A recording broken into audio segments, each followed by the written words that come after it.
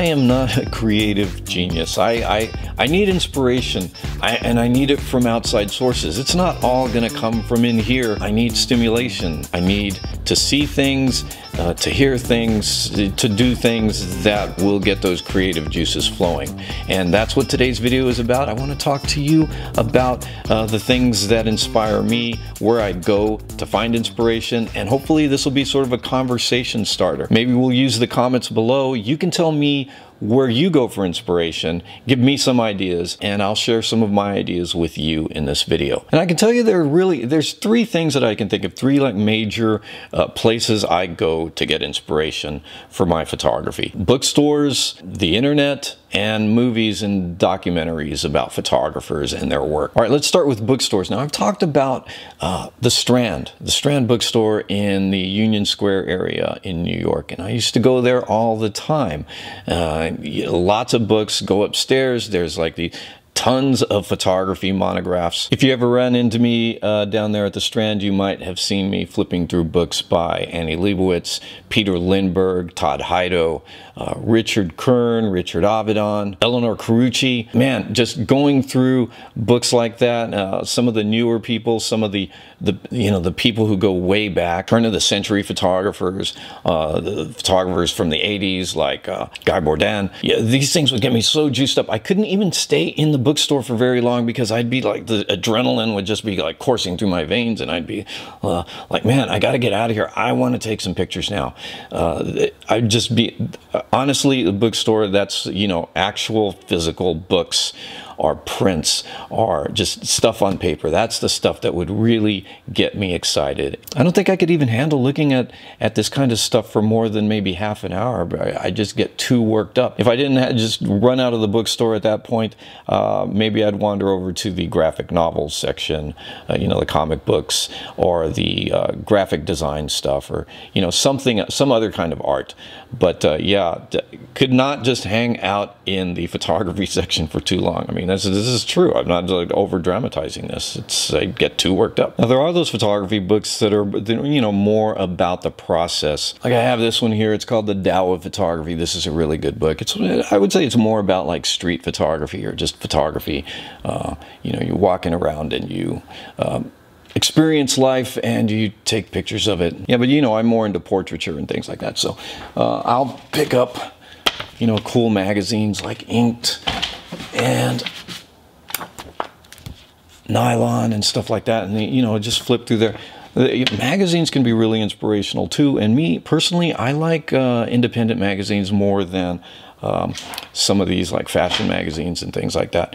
I like the independent magazines because they just tend to be a little looser. They tend to be, a lot of this stuff is a little more artistic. It's not so controlled and commercial, like I would think with fashion magazines. A lot of that stuff has to be, has to come off a certain way to sell. And some of the independent magazines, they have a little more leeway in terms of what they, how the photographer can express himself creatively. Now, other places I go for inspiration, definitely the internet. I mean, it's right there. It's in front of me. On the internet, you can watch videos, you can watch short documentaries, and just check out people's website. I'm going to look at stuff featuring Todd Heido and Frank Ockenfels. Every now and then I'll come across these cool little documentaries by the Ovation channel. You kind of have to do a search for those, but they're real gems. They're just like short little pieces on a few photographers you may have heard of, maybe not, but you can learn a lot just by watching them and listening to them talk about their process and how they work. Also, check out a couple of Vice documentaries. One is on Stefan Ruiz, another one's on Andres Serrano. These are things where Vice will follow these people along as they do a photo project. Like the Stefan Ruiz one features some stuff that he's doing in Colombia with the subculture of kids who like to dress and party in a certain way. And the Andre Serrano one is a portrait project that he was doing in Cuba. But yeah, I'll just flip through different websites. Frank Ockenfel's website, very inspirational to me. There's a guy named William Cupon. I discovered William Cupon a few years ago and recently posted him up as an example of a one light expert in portrait photography, and people who've been photographers for years, just like they were thanking me. They were like, wow, Ed, I've never heard of this guy. He's amazing. So you just never know where inspiration is going to come from. Also check out a friend of mine named Lou Noble. I'll put a link to his site. He's got several different places that he posts pictures up, but I first discovered him, I believe it was on Tumblr. This guy was doing a lot of Polaroid work a few years back, and then he progressed into other things. He's done a lot of film, he's doing digital. He's just got this real natural instinct for portrait photography.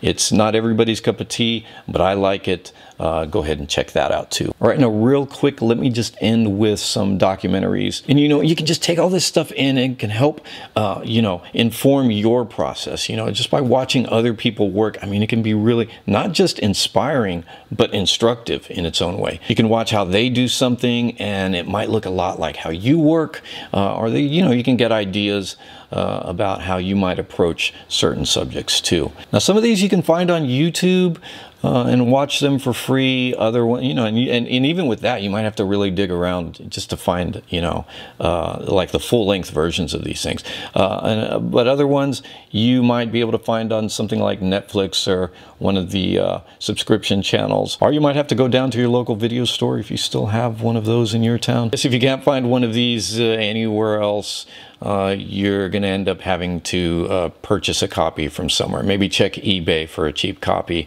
Otherwise, go to Amazon or go straight to the source. A few years ago, I watched the Richard Avedon documentary, Darkness and Light. That was a really good one. James Notchway, war photographer. Man, talk about someone who has gone the distance for photography. Life Through a Lens featuring Annie Leibovitz. That's a good one. There's a couple of documentaries about Helmut Newton, and I think maybe one about Guy Bourdin. So, you know, you've got some of that stuff that was happening in the late 70s through the 80s. And something that came out recently that really kind of blew me away was the Making of the Pirelli Calendar documentary. It's the Pirelli Calendar 2017 featuring Peter Lindbergh, and you get really into the headspace of not just Peter Lindbergh and how he approaches his photography, but also these models, which are actresses, talk about, you know, their experience being photographed by Peter Lindbergh, not just for this calendar, but maybe some of them have worked with him several times.